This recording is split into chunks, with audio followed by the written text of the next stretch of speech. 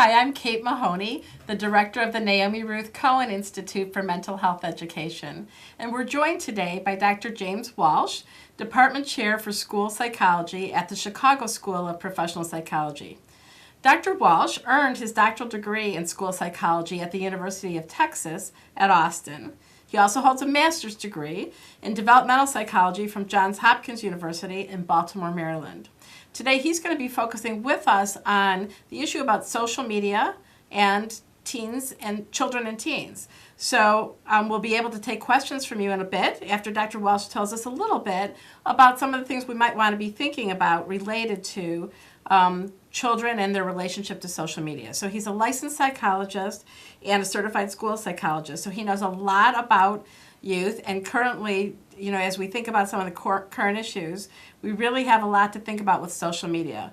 So, you know, sometimes people think about the risks, but I'd like to ask you originally about what do you think are some of the benefits for social media for children?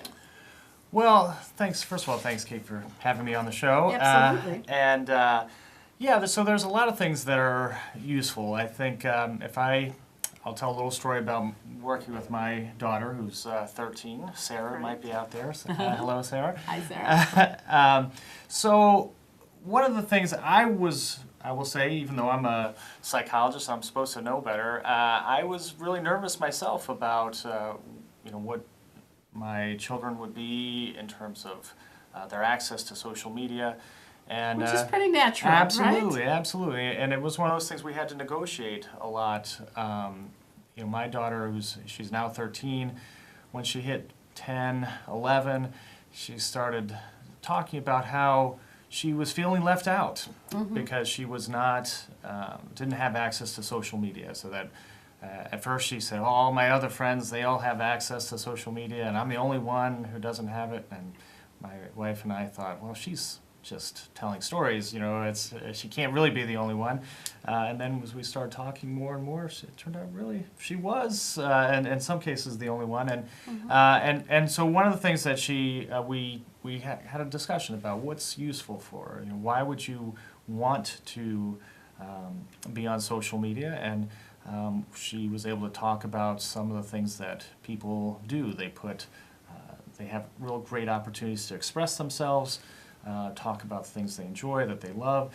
We found that cousins who live in other parts of the country were able to stay connected, which was really nice. I think some our cousins, that my children's cousins, that's their kind of their closest friends in some ways, but they don't get to see them that often. So that's been a really nice thing that they are able to stay a part of each other's lives.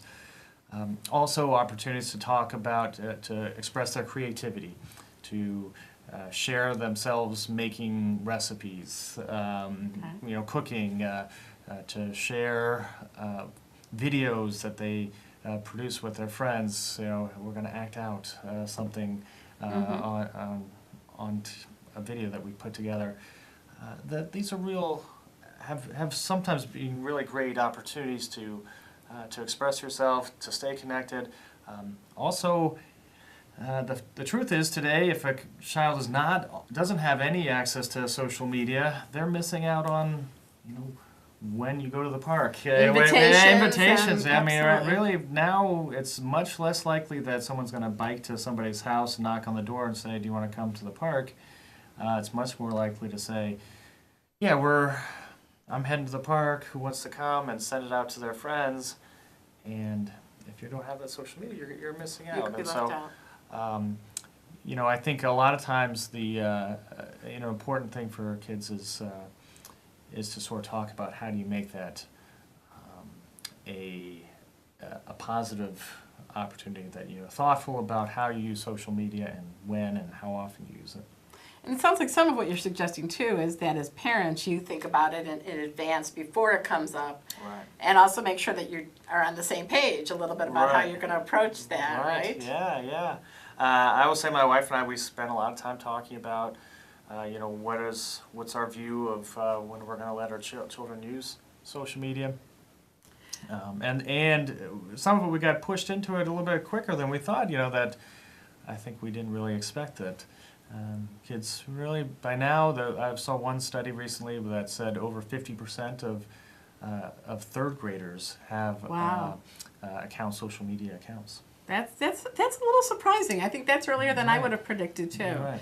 For sure. So at the other end, I mean, you really talked about some great benefits in terms of staying connected with long-term relationships, with family, being able to express your creativity, and then being able to have these sort of spontaneous play dates or connections. What would you think are some of the risks? I think there's been a more attention to that, but as a psychologist, I'd be interested to hear what you think are some of the risks that social media can pose for young people as well. Sure. So one of the big risks is addiction, as that like anything, you don't want to use it too much, that social media should be a part of your life. You know, as I said, there's a lot of positive things that can be done with social media, but if it gets to the point where you're not able to be with the people you're in a room with, that's a sign that there's a problem, that you're not able to share enjoyment with the people who you're actually with. So choosing technology or social media relationships over in-person relationships. Sure.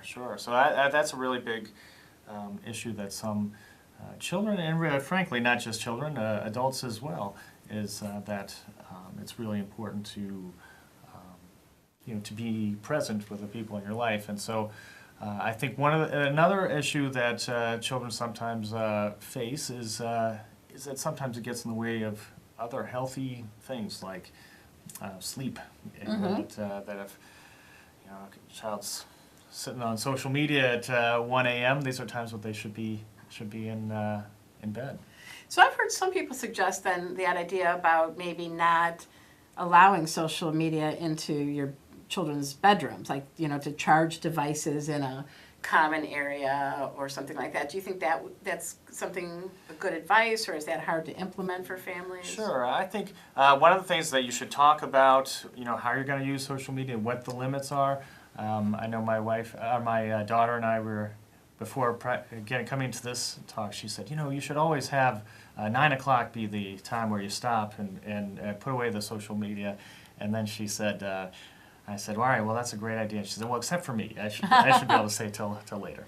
Well, Dr. Walsh, it looks like we have a caller right now. So we're going to take a call from our caller and just to see what they have to either ask or tell us. So, caller, we're ready for you. Hi, my question is just to get your thoughts on what you think about parents using social media as a tool for discipline. For example, I've seen on social media before a child might do something like maybe steal from a store or something like that. And Can you speak up a little bit louder for our audience? I was asking about what you think about parents using social media to discipline children. So, for example, if they stole from a store or something, the parent puts them on social media with a sign saying, I stole, or something like that.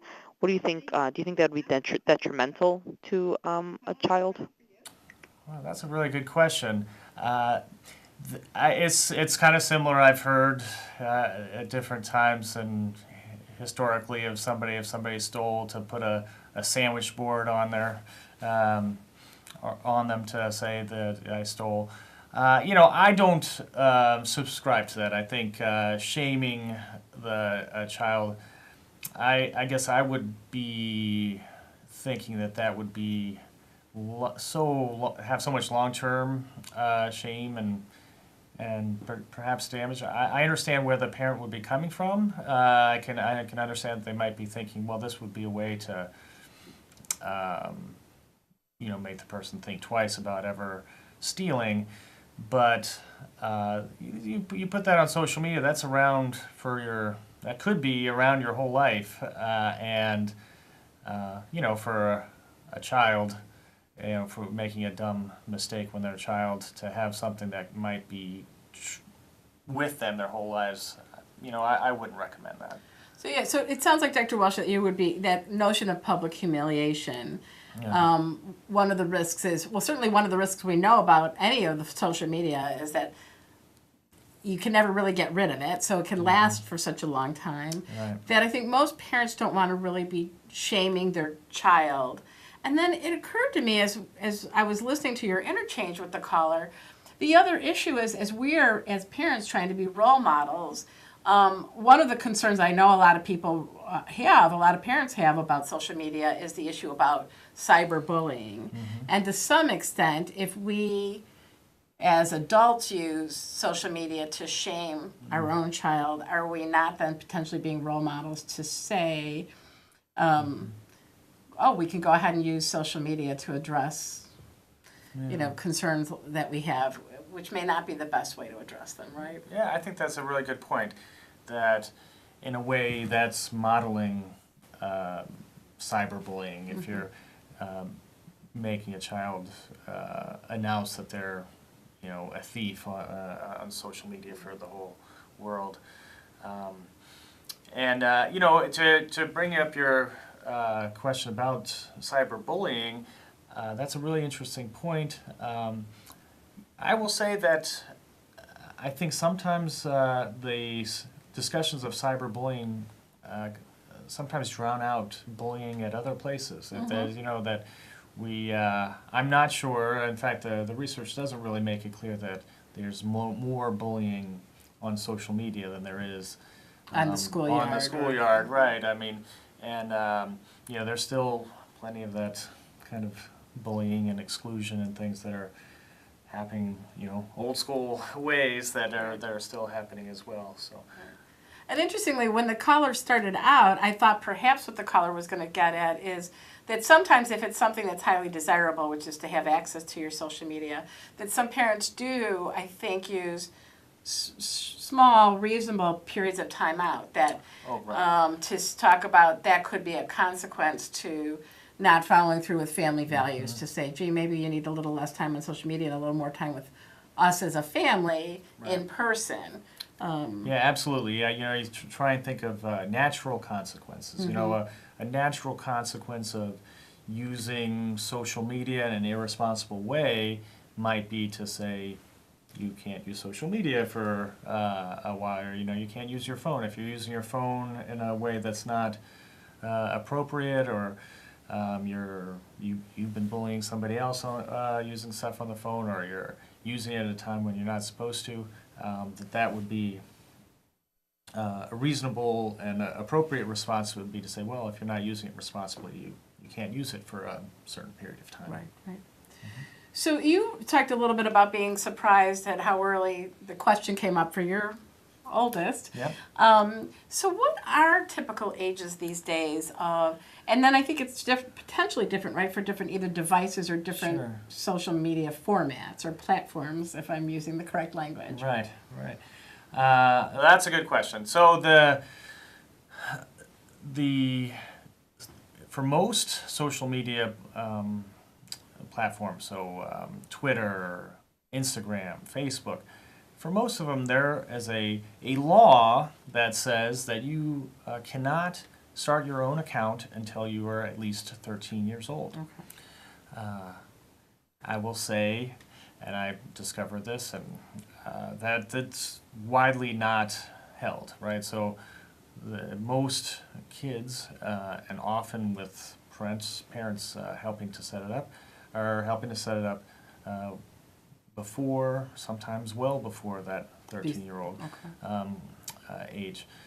So yes, I think these things are all in flux, that probably from month to month, people's views of social media and when they start is changing.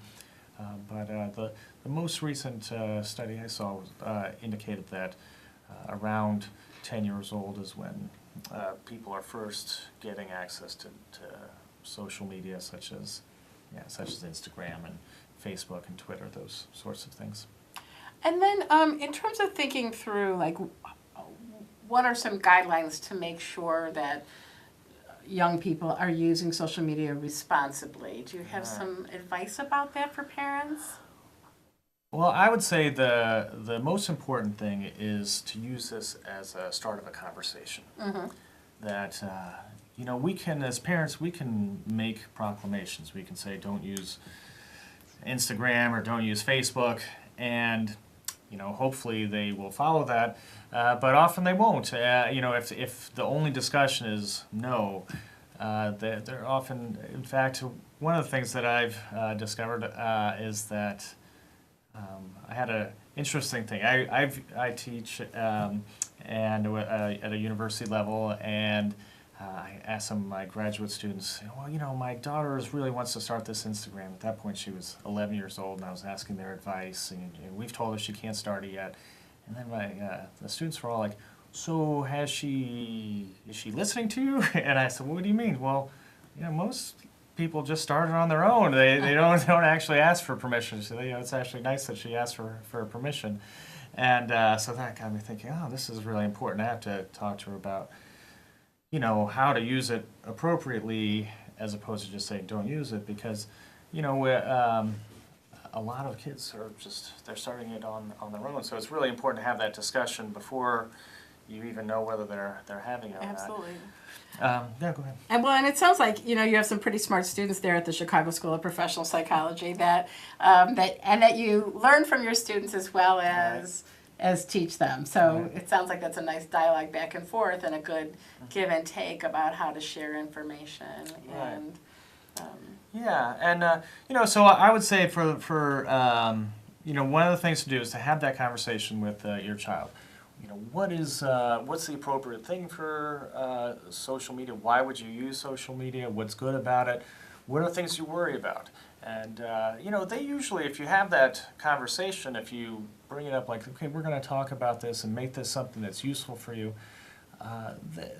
most kids they'll recognize, oh, I know this one time where a kid I knew got bullied online, or I know this one time this kid I worked or at my school, sometimes things like pictures that they don't like, it's gets sent around to the whole everybody in school, and I think most people have kids have seen some bad things happen on social media. So it's good to have that discussion of how do you prevent that from happening. Even the discussions about, addiction, or, are you using this too much? Is there times when, you missed out on things because you were on the phone when you could have been paying attention? so it sounds like some of your advice is to have open-ended questions, not just to here's the rules, Right. but to have an open-ended dialogue and to try and help your children to use their critical thinking skills to themselves identify potential risks or problems and share those with you, as opposed to, as the parent saying, I know everything and the expert and you don't. And that, truthfully, probably for many of us as adults, we are not the experts on social media. So listening and helping them become good critical thinkers. Right. And even if we have some level of expertise right now, the truth is there's going to be new platforms in coming years, and the important thing is for your child is you want them, yes, you want them to follow your rules and do what you tell them to do, but more importantly, you want them to have the ability to make good decisions on their own. That if they, by the time they're probably not going to be living in our homes forever. Right. And we really want them to do is to be thoughtful. What are things, how do you make sure you're using things that the rest of the world can see? How do you choose what you put up there for the rest of the world to see? What do you do if you see somebody else using inappropriate or mean things online? These are good life skills that are they're going to serve kids their whole lives, And transferable beyond social media, Absolutely, right? You're talking absolutely. about good decision making and good sense of ethics and character. Right, yeah.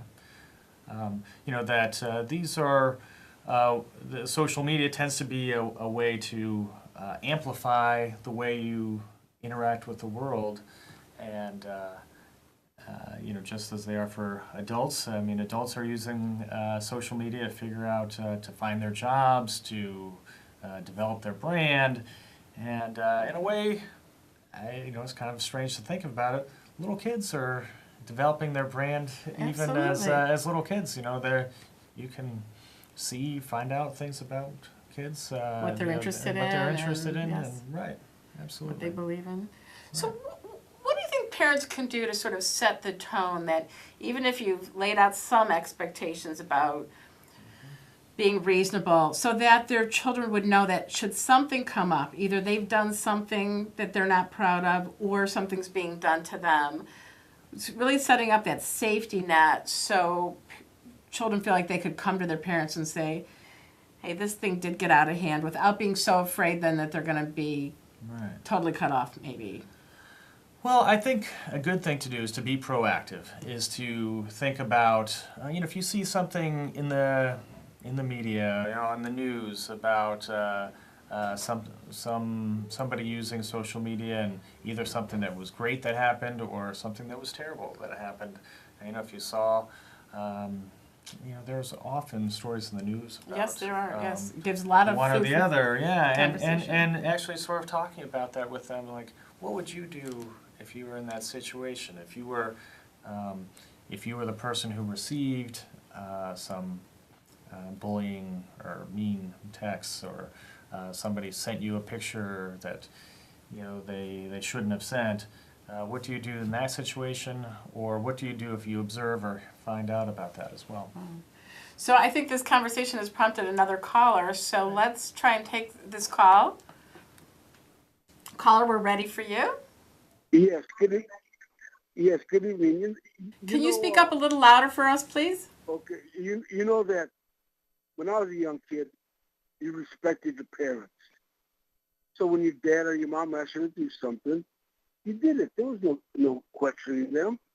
But now, the parents are actually afraid of their kids. That's why they don't want to say anything to them, because they're liable to get beat up from their kids. And that ain't right. Tell the guy next to you, that's what's going on. And if anybody says different, they're not telling you the truth, or they just came from a family that isn't like most of the families now in Chicago. I've lived in Chicago all my life. I'm 69 years old. My dad, good man, he says, look, I told him I was getting bored one time, and he said, look, go out there and go fight him. I did. I lost. But that kid never messed with me again, because he knew if he did, he'd have a fight out of his hand. You can't do that anymore. Right. Get shot. So I think you're definitely identifying how some of the parenting strategies and some of the things have changed in families over the years, and certainly adding things like social media has made some of those changes too. Yeah, and I guess I will also. My impression is that sometimes we also think that we were always perfectly answered perfectly what our parents told us to do. And maybe you did, I'll say, but I know sometimes I hid things from my parents. I hope my mom's out there watching. I hope she isn't too shocked by that. But sometimes I didn't do things that my parents asked, or I might hide it from them. And but I also learned from them and had discussions about what right and wrong, and I think those kinds of discussions were a lot of times what helped me figure out how to live in the world, and I think is also true today. I think it is true that sometimes kids aren't behaving the way they should, but I think if we look back, it's often been times when we haven't behaved the way that we should have. Right. And as we start thinking about kind of wrapping up our show, we're almost at the end of our time, but just that delicate balancing act of making sure that parents are providing structure and guidelines, and that early on we teach our kids values, and they learn what our family stands for, and basic things about honesty and treating each other fairly and with respect. And then the piece that I think you really emphasize is teaching them critical thinking skills, because truthfully our world is happening and moving so quickly that we can't know everything they might come up against. So we want to teach them the skills, right, to be able to analyze what comes up. So I want to thank you, Dr. Walsh, and your amazing work at the Chicago School of Professional Psychology as the chair of the Department for School Psychology. And thank you for your time today. And callers, thank you for calling in. We'll look forward to you again in the future. Thank you. From the Naomi Ruth Cohen Institute, we want to say thank you for participating. Have a great week. Thank you.